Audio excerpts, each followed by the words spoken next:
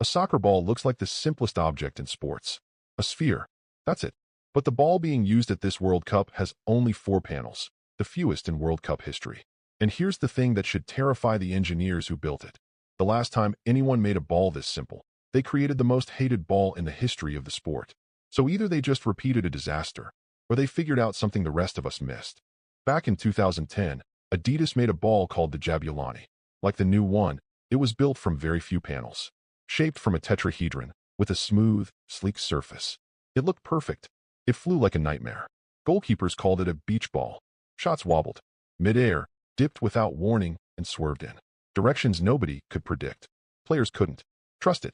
And for years, scientists wanted to know exactly why a smoother ball flew worse.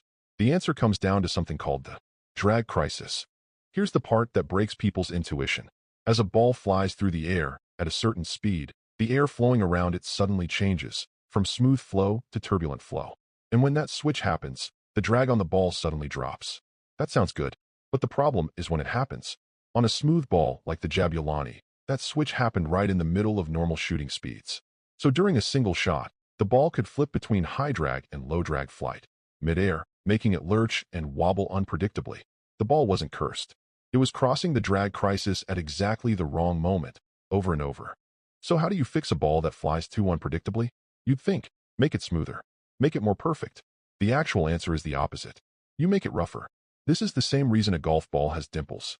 A smooth golf ball would fly a fraction of the distance. The dimples add roughness that controls the airflow and makes the flight stable and long. So on the Trionda, Adidas did exactly that. They added intentionally deep seams. 3 deep grooves carved into every panel. And those little embossed shapes on the surface, the star, the eagle, the maple leaf, aren't just decoration.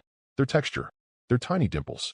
All of it adds roughness that pushes the drag crisis down to lower speeds. So for almost the entire flight of a shot, the ball is already in stable, predictable airflow.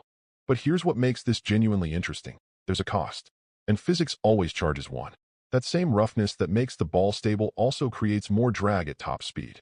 Wind tunnel testing found that the hardest shots and longest goalkeeper clearances will actually fly a few meters shorter than with previous balls. But the rougher surface does one more thing. It gives players more grip on the ball when they strike it, which means they can put more spin on it. So at this World Cup, the physics is quietly pushing the game toward 2 things: long bombs that travel a little shorter, and free kicks that can bend a little more. So when you watch a free kick curl around a wall this tournament, or a long-range rocket drop just short of where it looks like it should go, that's not the player. That's 4 panels, deep grooves, and a surface covered in microscopic texture, all bending the air in a very deliberate way. The simplest-looking ball ever made for a World Cup is actually one of the most engineered. It looks smooth. It's bumpy on purpose. And every wobble you don't see this summer is the reason why.